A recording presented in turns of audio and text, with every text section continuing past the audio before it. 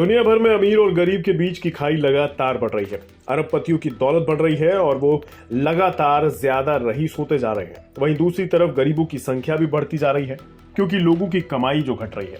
Switzerland के Davos में शुरू हुए वर्ल्ड इकोनॉमिक फोरम की सालाना बैठक में जारी ऑक्सफैम की रिपोर्ट में दावा किया गया है कि दुनिया के 5 सबसे रईस लोगों की दौलत 2020 के बाद से दोगुनी से भी ज्यादा हो गई है। इसके मुताबिक मौजूदा रुझान जारी रहा तो एक दशक के भीतर ही दुनिया को पहला ट्रिलियनियर यानी खरबपति मिल जाएगा। रिपोर्ट में कहा गया है कि 2020 के बाद से अब तक 5 अरब लोगों की आमदनी घटी है और गरीबों की संख्या बढ़ी है।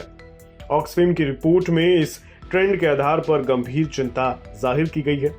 इसमें कहा गया है कि अगर ये रुझान जारी रहा तो अगले 229 साल तक भी दुनिया से गरीबी खत्म नहीं होगी। ऑक्सफैम ने हर साल की तरह वर्ल्ड इकोनॉमिक फोरम की सालाना बैठक के पहले दिन अपनी सालाना असमानता रिपोर्ट जारी करते हुए ये जानकारी दी।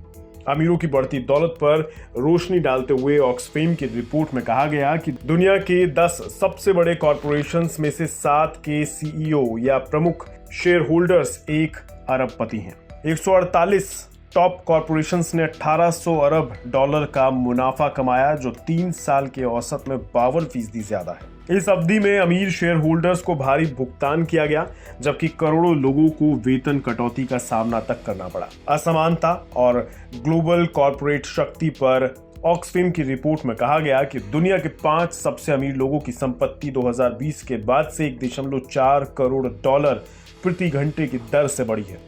इस दौरान ये 405 अरब डॉलर से दोगुनी से भी ज्यादा बढ़कर 869 अरब डॉलर हो गई है। गरीबी और अमीरी की बढ़ती खाई के बीच दौलत के आसमान बंटवारे की मिसाल देते हुए ऑक्सफैम इंटरनेशनल ने कहा कि ग्लोबल नॉर्थ के अमीर देश वैश्विक आबादी के महज 21% का प्रतिनिधित्व करते हैं, लेकिन इन देशों की वैश्विक संपत्ति में 69% हिस्सेदारी है। इसमें कहा गया है कि दुनिया के 74% अरबपतियों की संपत्ति ग्लोबल नॉर्थ के अमीर देशों में है। साफ है कि जब तक दुनिया भर में आय में समानता की ये भारी खाई कम नहीं होगी, तब तक संपन्नता का अंतर ऐसे ही बना रहेगा, जो सामाजिक दूरी की भी सबसे बड़ी वजह है।